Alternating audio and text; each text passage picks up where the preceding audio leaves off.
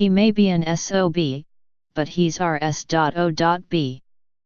That quip of uncertain origin, but often traced to Franklin D. Roosevelt about Nicaragua's ruthless dictator Anastasio Somoza, became a shorthand excuse for dubious American foreign policies during the 1930s and the Cold War.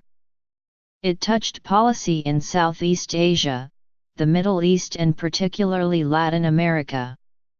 It backfired often, notably in Central America, Cuba, Vietnam, and Iran, but was never fully abandoned. Now it appears that the State Department has given the strategy new life.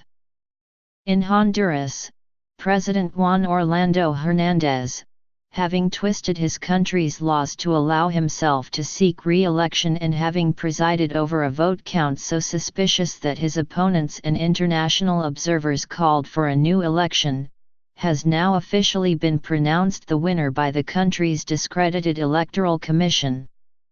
That allows him to achieve his second, unlawful, term after all. To all of which, the administration in Washington has turned a blind eye. Why? Perhaps the Trump administration, like the Obama administration before it, believes Mr. Hernández to be good for Honduras and American interests there. A Honduran military base houses hundreds of United States military personnel.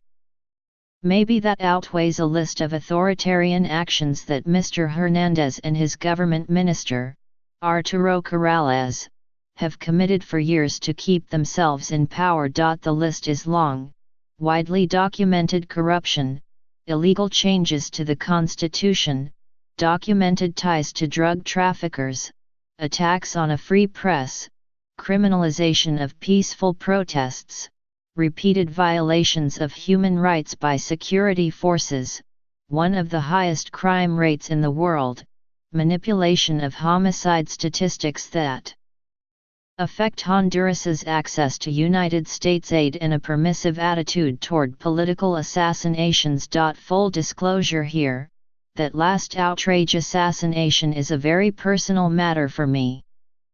Its best-known victim was my aunt, Berta Caceres. She had become a thorn in the side of Honduras's business elite as she helped organize an indigenous population to oppose a government-sanctioned appropriation of their land to build a dam without the indigenous group's agreement. That appropriation violated a treaty signed by the Honduran government in 2011, as well as a United Nations treaty that protects the right of consultation for indigenous peoples. 2 years ago, my aunt was murdered for her efforts. President Hernández's administration has yet to punish the top conspirators who ordered the killing, although they have been identified in part by a group of international legal experts carrying out an independent investigation on behalf of my family. And now he clings to power when he should be stepping down. At one point on election night, Mr. Hernández was losing by 5% of the vote with almost 60% of the total polling places counted, and Honduras's Electoral Commission declared the lead mathematically insurmountable. In a festival-like atmosphere, thousands of people filled streets all over Honduras to celebrate. It seemed that for once, a small Central American nation would manage to dismiss an authoritarian leader in a peaceful election. Then reality kicked in. The Electoral Commission, composed predominantly of supporters of Mr. Hernández, suspended announcements about the count for several hours. When its updates resumed, the president was in the lead, setting off deep suspicions of electoral fraud. Confusion reigned. President Hernández told CNN that the count hadn't stopped, that it had only slowed down. But the commission's president himself said the updates had stopped because the server was overloaded.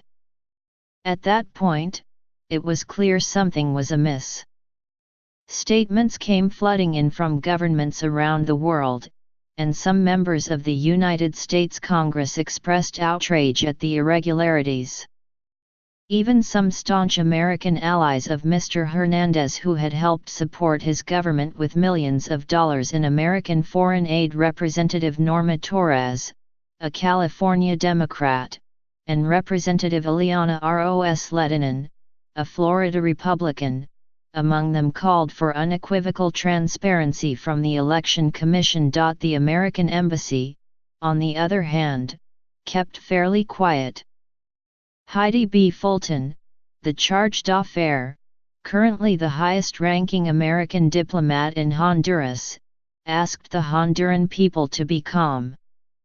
This played right into Mr. Hernandez's hands. He declared a state of emergency and imposed martial law, securing for himself a wide berth to use Honduras's American-trained security forces to repress opposition. With help from Mr. Corrales, and from the Washington-based public relations company Keybridge Communications, Mr. Hernandez blamed ensuing violence on the opposition, even though the security forces had fired live rounds and killed more than a dozen people taking part in peaceful demonstrations. Indeed, the protests were peaceful enough to inspire a backlash among some members of the security apparatus.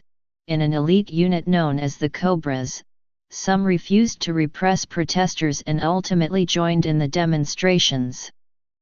Mr. Hernandez and his security minister, Julian Pacheco, who reportedly has strong ties to drug trafficking, quickly fired those who rebelled and gave the rest raises.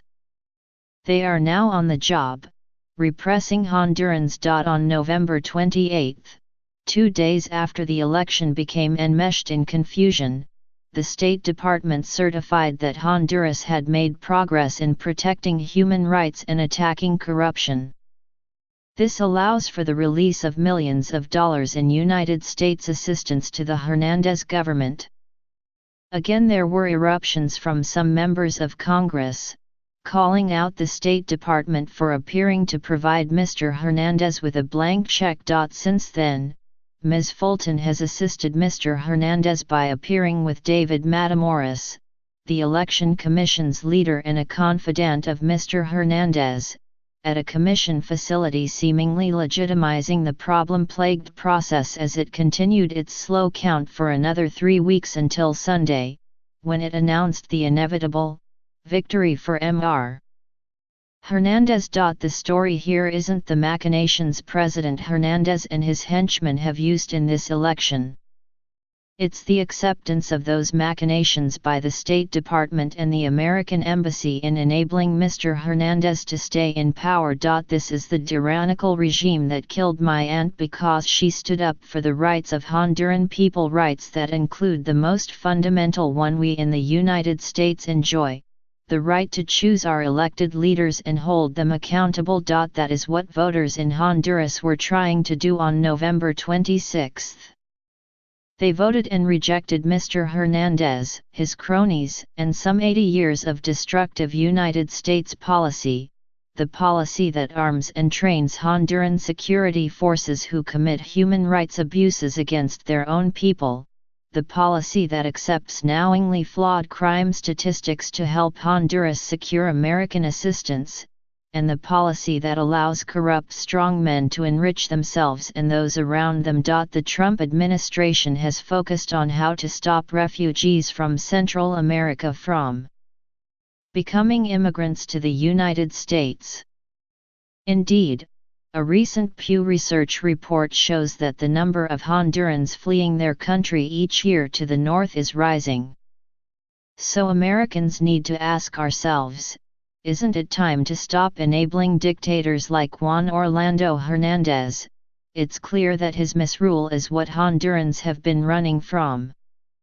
Yes, dictators are by definition SOBs. But any president who thinks this one is ours is a fool.